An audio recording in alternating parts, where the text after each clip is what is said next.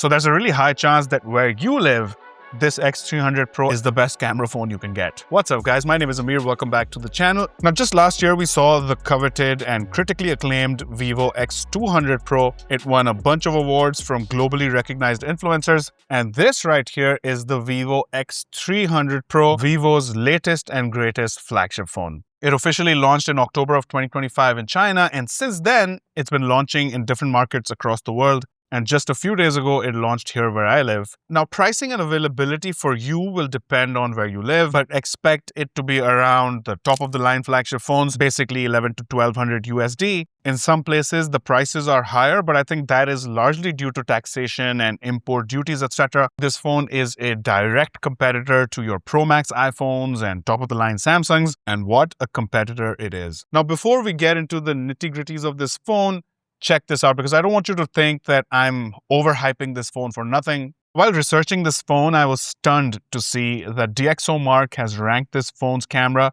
second in the world, with the top slot going to Huawei. And as we all know, Huawei is missing from many markets outside of China. So there's a really high chance that where you live, this X300 Pro, as per DxOMark, is the best camera phone you can get. And honestly, in the few days that I've spent with it, I can see the appeal here. I mean, the collaboration with Zeiss has been a winner. This phone has a 200 megapixel periscope telephoto camera with the largest sensor in a periscope camera of any phone. Plus now it has a new processor and a larger battery than last time. And Vivo has even made this camera extender kit, which is really no joke. But before diving deeper into all its features, let's quickly enjoy the unboxing experience, which is, well, premium. Even before opening the box, you can tell that this is a flagship phone. We have Zeiss branding on the box because Vivo developed this camera system in collaboration with Zeiss. And as for the extender kit, we have a specially designed case for the phone on which you can kind of hook up all the different things. There's a camera grip handle and a telephoto lens. And here we have it, the Vivo X300 Pro, wrapped up nicely in paper so that you know that Vivo cares about the environment. Now we have this phone in the phantom black color, but depending on where you live, this phone also comes in mist blue, dune brown, and cloud white. Along with the phone, we get a 90-watt Vivo flash charge power brick and a charging cable. Now when you pick this phone up for the very first time, you're instantly gonna know that this is a premium flagship phone. The cool glass finish, the aluminum alloy frame, and the weight, it feels like you're holding an expensive phone, as it should, considering the premium price that you've paid for it. The back has this soft touch satin matte finish with the same finish continuing on the frame. And on the back, there's this unapologetically huge camera module. I mean, this thing is absolutely massive. It's going to make you question whether this is a phone with a built-in camera or a camera with a built-in phone. Now, one gripe that I do have with the build of this phone is with the choice of glass at the back. It doesn't explicitly mention whether this is any extra durable glass or not. I think having Gorilla Glass Victus or Victus 2 here would have inspired a lot more confidence in its durability. Although in terms of looks, I mean, it's just beautiful. Just look at it. Not to mention that Vivo has been making some really beautiful looking phones over the past few years now. But in terms of dust and water resistance, the X300 Pro comes with IP68 and now also IP69 water resistance, meaning it can handle full submersion and high pressure water jets. In terms of physical dimensions though, this is a chunky boy, let me tell you.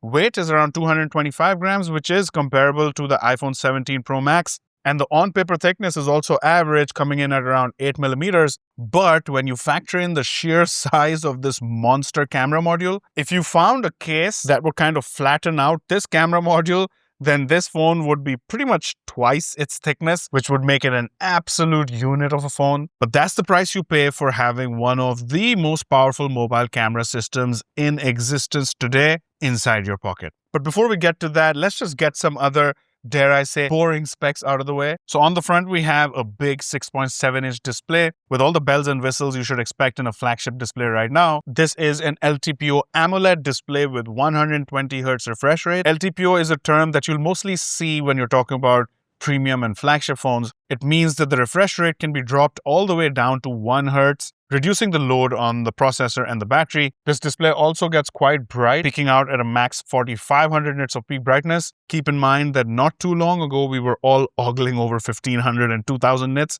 So 4500 nits is very, very bright. And having such a bright display helps with HDR content and outdoor visibility under harsh sunlight. On top of that, you get HDR10+, Dolby Vision, and support for 1 billion colors. Although most of the content that you and I consume on a daily basis is 8-bit, i.e. 16 million colors, then you also get scratch and drop resistant armor glass protection on the front, which I can appreciate, although even here I would have preferred Corning Gorilla Glass Victus. The bezels are decent. They could have been a little bit thinner, I think, especially considering the kind of phones this one's competing with. But for a flagship phone, I think they're acceptable. And aside from the LTPO tech, another thing that I love about this display is the ultrasonic fingerprint sensor. This is also one of those features that we usually only see in top-of-the-line flagship phones. Well, it's very fast. I mean, boom, no lag, no stutter, just instant access. And I think speed is also a big theme for this phone. It unlocks really quickly, apps open instantly, and on the whole, everything feels extremely responsive and snappy. You're getting a MediaTek Dimensity 9500 chipset built on a 3nm fabrication process, and this time the focus is heavily on both AI and efficiency. The GPU here is the Immortalis G925, which delivers strong, sustained performance. Benchmark results are also very solid. You can see the Antutu and Geekbench scores right here. I'll also throw in this nano review comparison with Snapdragon 8 Gen 5, so you can kind of see where this processor stands. And to support the cameras, Vivo has also put in a dedicated imaging chip in this phone, which further refines AI processing, HDR, and low-light performance. And I'll show you exactly how that performs in just a moment. The unit we have today comes with 16 gigs of RAM, which is LPDDR5X memory, expandable by another 16 gigabytes, paired with 512 gigs of UFS 4.0 storage. And this is the same top-tier storage standard used in the best flagship phones right now. It's fast, it's reliable, and future-proof. So yes, this phone can easily handle heavy apps and even demanding gaming. But the real goal here is to push camera performance and give you good AI performance. And for both those things, a powerful processor is essential. On the software side, you're getting Android 16 with FunTouch OS 16 on global units. And in some markets like the one I'm in, we have Origin OS. And honestly, this isn't just a visual skin. It feels like Vivo rebuilt the interface from the ground up. The whole UI follows this new Origin design language, layered depth, translucent colors, gradient blur, so menus feel lighter and more spatial instead of flat, customizable clocks, and Vivo's own Sans font, which adapts across languages.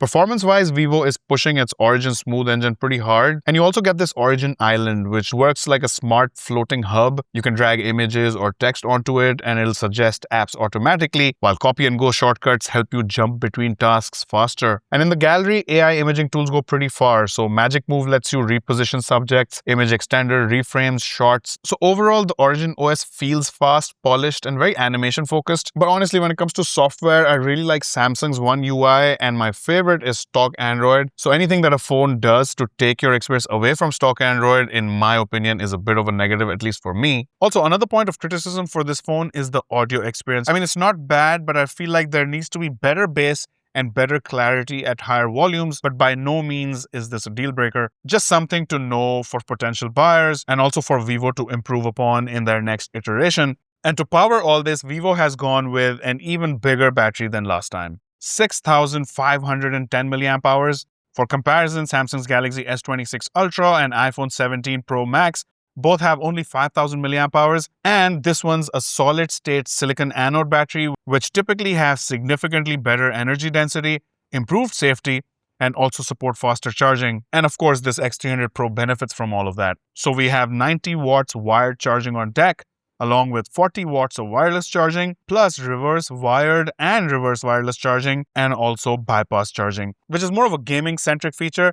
But just because this phone is more focused on camera and AI, there's no reason for gamers to stay away from it. In fact, I can easily recommend it to more than just casual gamers. It has the battery for it, it has the processor for it, and I think even the display is good enough for most gamers, unless you're really bothered about having 144 Hz. So for most people, this phone is an absolute powerhouse, but the best part is that that's only half the story, because we haven't even started talking about the camera system yet, so let's do that. On the back, we have a triple camera setup, which has a 50 megapixel updated main camera with a new Sony sensor, laser autofocus, and of course optical image stabilization. Then we have a 200 megapixel periscope telephoto camera, also updated from last time. This one's also optically stabilized with faster autofocus and better clarity, and then a 50 megapixel ultra-wide camera. All three cameras have been developed in collaboration with Zeiss, both on the hardware and software side. And honestly, I don't know what magic Zeiss has been doing with Vivo, but whatever they've been doing is working. So let's break these cameras down one by one. This time around, both the sensor and processing have been refined, so there's better dynamic range, better highlight control, and much stronger low-light performance. You also get Zeiss T-Star coating, which reduces reflections and flares. Vivo has paired this hardware with its updated imaging chip and AI algorithms, and the result? Well, natural, realistic colors and true flagship-level dynamic range. Low-light performance is stable and consistent without aggressive overprocessing. On top of that, Vivo's V3 Plus imaging chip further improves processing and overall image quality. And as you already know, greater hardware needs greater software. And that's where Vivo's image processing and Zeiss-tuned algos come in. This collaboration isn't just hardware deep, it's software deep as well. And the result is this cinematic look in images. I think any phone that makes it easy for you to take good images is a good camera phone. As just a lay user, that's the kind of performance I'm looking for in a good camera. And then if you want to get nerdy about it, then of course we can go back to the DxOMark rankings. You can see a side-by-side comparison with my iPhone. This indoor shot was taken in my lounge with minimal lighting. Notice how well the details are preserved in the sofa. I should remind you that Vivo's low-light performance has been impressive ever since the X80 came out. Then moving on to the ultra-wide camera, this one's also 50 megapixels. The sensor is smaller than the main and telephoto cameras, but color consistency is excellent. There's almost no color shift when switching between the main and ultra-wide cameras. And this is a very important sign for premium camera systems. Most flagship phones will do a good job at matching their three cameras, so when you switch between them, you don't see much of a color shift. And now let's talk about the star of the show, which is the 200 megapixel periscope telephoto camera. I think the biggest advantage of such a high resolution is better detail retention at longer range hybrid zoom scenarios. Digital zoom really benefits from having a high megapixel sensor to begin with. And then this camera also supports a dedicated Zeiss telephoto extender kit, which pushes optical zoom even further. Right now, this is easily one of the best telephoto experiences in the mobile industry. Normally, zoom on phones means digital cropping, and the more you zoom in, the more detail you lose. But with this extender kit, effective focal length goes up to around 200 millimeters, and with hybrid zoom, you get 600 to 800 millimeters of equivalent range, which is bananas. Now, when you put this extender on, the software automatically detects the lens and adjusts autofocus and stabilization accordingly. And it doesn't exactly turn the phone into a DSLR, but it significantly narrows the gap. And honestly, no other mainstream flagship phone offers this level of integrated telephoto extender support right now. Talking about video, the phone can record up to 8K at 30 frames per second. But what impressed me the most is its 4K video quality. You get natural depth of field because of the large sensor size. And the focus is also pretty tight because of the laser autofocus system. Another cool feature to have is the 4K at 120 frames per second. On top of that, Vivo has added log video support, allowing professionals to shoot log footage and apply LUTs in post-production. You also get Dolby Vision video, delivering sharper visuals with punchy contrast. And there's a cinematic mode as well, which adds background blur and tunes the colors to kind of mimic that movie-like look. And because this camera is so strong on the photography side, I can confidently say that the video experience here is also one of the best you can get right now. Then moving on to the front, you get a 50 megapixel selfie camera with Vivo's famous eye-tracking autofocus. Once again, Zeiss tuning shines through, accurate skin tones, excellent details thanks to the high resolution. And the selfie camera is also ultra-wide, so group selfies are effortless, everyone fits comfortably in the frame. The front camera also supports up to 4K 60 FPS video recording, although the sample you're seeing is 4K at 30 FPS because I record all my videos in 30 FPS. But on the whole, I think the camera system on the Vivo X300 Pro is pretty solid.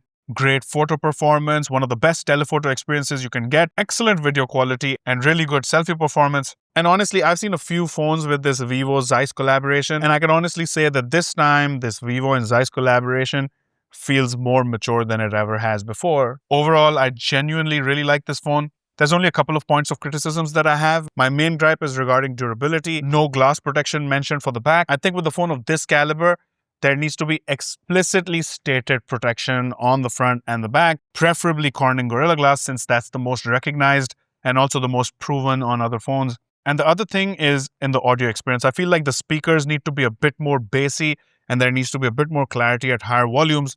But on the whole, I really like the Vivo X300 Pro. I think Vivo really outdid themselves last year with the X200 Pro, and then that phone got a lot of attention and a lot of critical acclaim.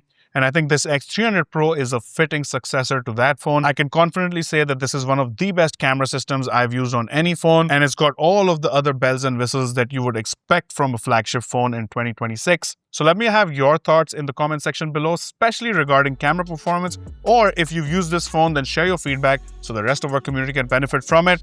If you're new to the channel, be sure to subscribe and follow us. If you enjoyed this video, smash that like button and share it with your friends. Thanks a lot for watching, and I'll see you guys in the next one. Peace out.